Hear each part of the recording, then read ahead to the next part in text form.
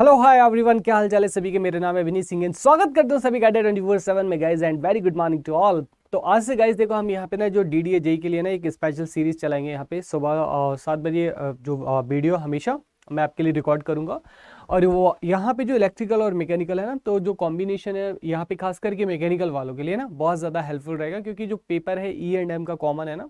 तो अब से यहाँ पे जो बेसिक इलेक्ट्रिकल है, इसमें बहुत सारी जो चीज़ें हैं ना, क्वेश्चन जो है देखो डीडीए में बहुत हाई फाई नहीं आएंगे, है ना, बेसिक से ही ज़्यादा से ज़्यादा पूछा जाता है ना। तो अगर दूसरी ब्रांच का आप 20 से 25 क्वेश्चन सॉल्व कर लेते हैं, डेफिनेटली आप रेस में होंगे ना। तो आज से हम लोग यहाँ पे एक छोटी सी सीरीज शुरुआत करने जा रहे हैं, और यहाँ पे जो रैपिड फायर सेशन ये रहा करेगा, और यहाँ पे जो डिफरेंट टर्मिनोलॉजी इलेक्ट्रिकल में वो आपको समझाऊंगा। तो यहाँ पे इलेक्ट्रिकल वालों के लिए तो ऑब्वियसली है ही, लेकिन मैकेनिकल वालों के लिए भी ये रामबाण की तरह काम करेगा, तो है ना। चलो यहाँ पे बात करते हैं बेसिक इलेक्ट्रिकल इंजीनियरिंग की, ठीक है। तो देखो बेसिक इलेक्ट्रिकल इंजीनियरिंग आप लोग मतलब फर्स्ट ईयर में तो पढ़े ही होंगे, voltage, current, power, resistance, inductance, capacitance, है ना, ये सारी चीजें आपको लगे ना फर्स्ट ईयर वाली याद आ रही है, फर्स्ट ईयर वाली फीलिंग्स आ रही है ना। तो देखो यहाँ पे बेसिकली यहाँ पे अगर बात किया जाए क्या इलेक्ट्रिकल में, तो हमारे पास में दो कंपोनेंट है क्या। मैकेनिकल वाले थोड़ा ध्यान देंगे ना, करंट एंड वोल्टेज, है ना। यहाँ पे we have a two main element, एक तो है अपने पास में वोल्टेज और दूसरा अपने पास में क्या है, करंट। अब इमीडिएटली आप मुझसे अभी पूछेंगे कि सर यहाँ पे वोल्टेज और करंट में डिफरेंस क्या है, तो समझ में नहीं आया। आ जाएगा ना, जल्दी आ जाएगा।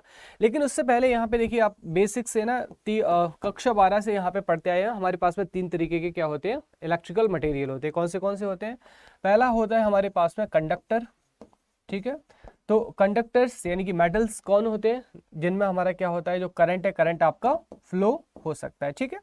और जितने भी कंडक्टर्स होते हैं, कंडक्टर्स का टेम्परेचर कितना होता है, पॉजिटिव टेम्परेचर होता है, पॉजिटिव टेम्परेचर कोएफिशिएंट होता है ना। अब आप मैकेनिकल वाले कहेंगे सर इसका क्या मतलब है। देखो पॉजिटिव टेम्परेचर अल्फा जो है ना टेम्परेचर कोएफिशिएंट है। तो पॉजिटिव टेम्परेचर कोएफिशिएंट का मतलब है कि अगर आप जैसे टेम्परेचर बढ़ाते हो, तो यहाँ से जो रेजिस्टेंस है हमारा, रेजिस्टेंस भी क्या होगा, हमारा इंक्रीज होगा। That is positive temperature coefficient, PTC, है ना।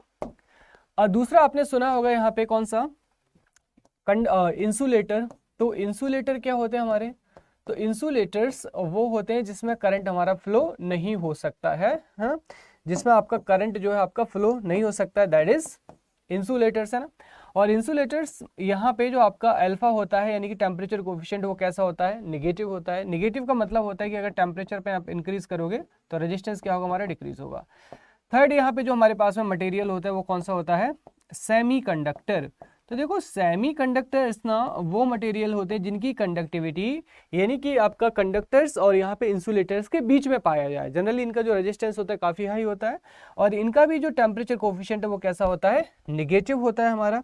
मतलब यहाँ पे रेजिस्टेंस हमारा इंक्रीज होगा अगर यहाँ पे टेम्परेचर आप कम करोगे, मतलब इनवर्स रिलेशन है ना। तो यहाँ पे इंसुलेटर और सेमीकंडक्टर, तो ये बेसिक यहाँ पे थोड़ी सी दो बातें थी जो मुझे मैकेनिकल वालों को बतानी थी, है ना।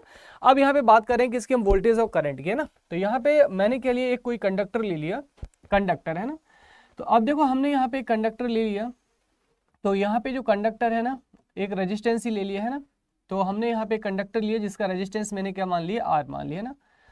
तो अब आप कहेंगे सर यहाँ पे ये जो रेजिस्टेंस है, रेजिस्टेंस क्या होता है, तो रेजिस्टेंस एक हमारा प्रॉपर्टी होता है जो कि क्या करता है, कंडक्टर में करंट का अपोज करता है। और ये जो रेजिस्टेंस का वैल्यू है, रेजिस्टेंस का वैल्यू क्या होता है, R is equal to rho L by A. Rho क्या है, रेजिस्टिविटी जो कि मटेरियल के ऊपर डिपेंड करता है, एल क्या हमारा लेंथ ऑफ कंडक्टर, और ए क्या हमारा area of the cross section of the conductor, या फिर वायर ले सकते हो, ठीक है।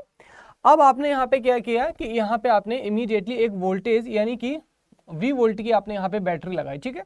तो जैसे V वोल्ट की आपने बैटरी लगाई, अब आपको पता है कि कंडक्टर्स में ना जब आपने कोई भी एनर्जी नहीं दे रखा था, इलेक्ट्रॉन्स आपके ना खुले अवस्था में विचरण कर रहे थे। जैसे ही आपने यहाँ पे वोल्टेज दिया, इमीडिएटली यहाँ पे इलेक्ट्रॉन क्या होगा, हमारा एक्सिलरेट होगा ना। तो यहाँ पे इलेक्ट्रॉन क्या होंगे, हमारे एक्सिलरेट होंगे। तो यहाँ पे जो करंट है, current is nothing but flowing of electron या फिर फ्लोइंग ऑफ चार्ज, है ना। तो यहाँ पे इलेक्ट्रॉन के ऊपर चार्ज कैसा होता है, नेगेटिव। तो flowing of electron is nothing but flowing of charge. कहाँ से होगा हमारा, हाई पोटेंशियल से। हमेशा करंट कहाँ से फ्लो होगा, हाई पोटेंशियल से लो पोटेंशियल की तरफ। जिस तरीके से आप बॉडी पढ़ते हैं ना मैकेनिकल वाले की, जैसे ना धक्का लगाओ तो आपके बॉडी का मोशन कहाँ पे जाएगा, जो आपका जैसे हीट ही ले लो है ना, हीट कहाँ से फ्लो होगा आपका, हाई से लो की तरफ टेम्परेचर फ्लो होगा हमारा। सेम उसी तरीके से करंट कहाँ से कहाँ फ्लो होगा आपका, हाई पोटेंशियल यानी कि हाई वोल्टेज से लो वोल्टेज की तरफ फ्लो होगा। ठीक है, तो यहाँ पे करंट का वैल्यू क्या होगा बताओ, nothing but flowing of charge. तो फ्लोइंग ऑफ चार्ज क्या हो गया हमारा, D Q upon D T. अगर चार्ज हमारा कॉन्स्टेंट नहीं है तो अदरवाइज क्या लिख सकते हैं, सिंपल क्यू अपॉन टी। तो यहाँ पे चार्ज का यूनिट क्या हो गया कूलाम, और यहाँ पे टेम्परेचर का क्या हो गया सेकंड, है ना। तो यहाँ पे कूलाम पर सेकंड मिलके यहाँ पे करंट का यूनिट क्या बना दिया, एम्पियर। तो एम्पियर यहाँ से क्या आ गया, इसका यूनिट आ गया। अब देखो यहाँ से ना, अब आप कहेंगे कि सर ठीक है ये करंट हमको समझ में आ गया, वोल्टेज क्या होता है, वोल्टेज सर बताइए। तो देखो जिस तरीके से बॉडी में अपन क्या करते हैं आपको पता है ना, कि जैसे मोशन में ले जाने के लिए यहाँ पे उसको धक्का मारोगे, है ना, मारोगे कि नहीं मारोगे, तो ठीक इसी तरीके से इलेक्ट्रॉन क्या होगा, यहाँ पे एक एंड से दूसरे एंड पे ट्रैवल करेगा कि नहीं करेगा, बोलो हाँ या ना, करेगा ना ट्रैवल। तो ऑब्वियसली इलेक्ट्रॉन को एक्सेलरेट करने के लिए यहाँ पे एक प्रेशर की जरूरत होगी, एक फोर्स की जरूरत होगा कि नहीं होगा। तो यहाँ पे प्रेशर या फोर्स का काम कौन करता है, वोल्टेज काम करता है। और यहाँ पे जो वोल्टेज है यहाँ पे लिख देता हूँ, वोल्टेज का वैल्यू क्या होता है, D W upon D Q. तो वेयर डब्ल्यू क्या है हमारा एनर्जी, और क्यू क्या है हमारा चार्ज। तो यहां से क्या निकल आता है हमारा वोल्टेज। तो ये किसके इक्विवेलेंट है वोल्टेज, हमारा प्रेशर के इक्विवेलेंट है आपका।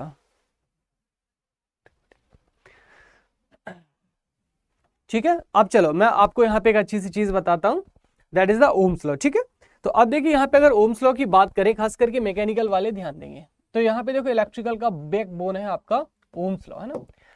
तो ओम्स लॉ हमारा क्या कहता है कि यहाँ पे जैसे ये कोई भी कंडक्टर है ना, ये कोई भी कंडक्टर है, तो यहाँ पे जो कंडक्टर है आपने क्या किया, यहाँ पे जैसे V वोल्ट का बैटरी लगाया, यहाँ से करंट गया ना, तो इमीडिएटली यहाँ से जो रेजिस्टेंस है इसकी क्या प्रॉपर्टी होती है।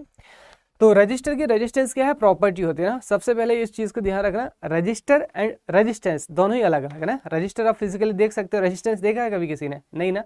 तो रेजिस्टेंस क्या है, it is the property of material, जो कि क्या करता है, करंट का अपोज करता है। तो अब यहां से ओम्स लॉ क्या बताता है कि यहाँ पे जो हमारा करंट फ्लो हो रहा है ये क्या होगा आपका, inversely proportional to their resistance, है ना।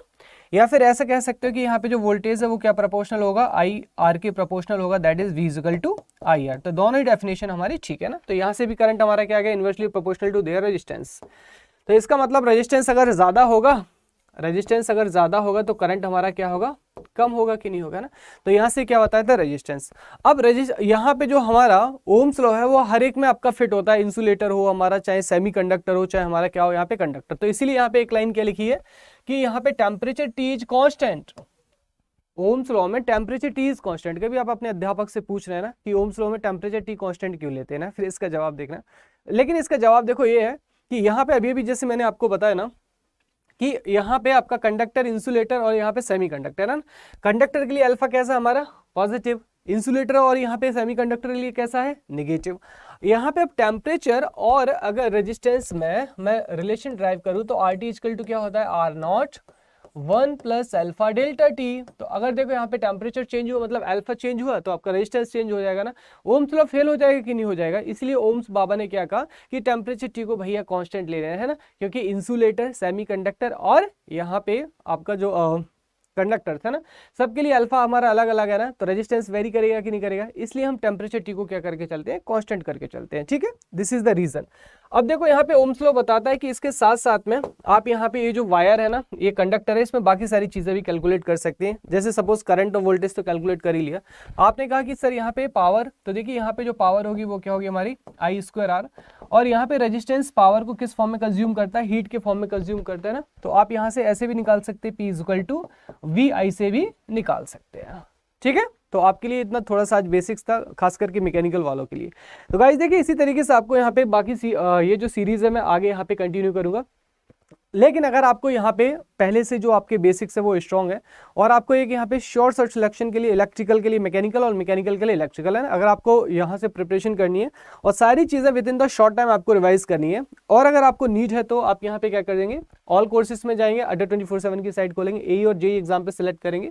उसके बाद देखिए इलेक्ट्रिकल या मैकेनिकल कुछ भी सिलेक्ट कर लीजिए, क्योंकि पेपर तो कॉमन ही है ना। DDA सेलेक्ट करेंगे, और यहाँ पे आप जो DDA E एंड M है ना, इस बैच पे जाएंगे।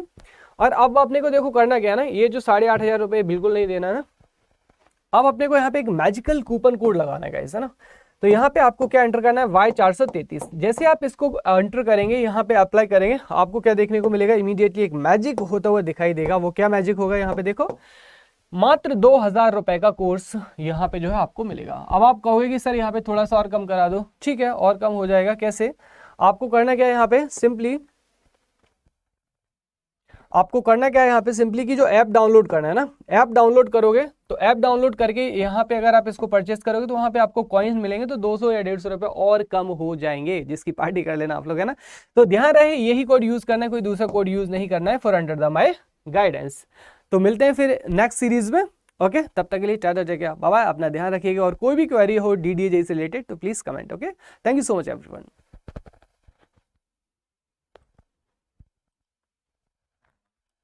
आपका क्लास है क्या?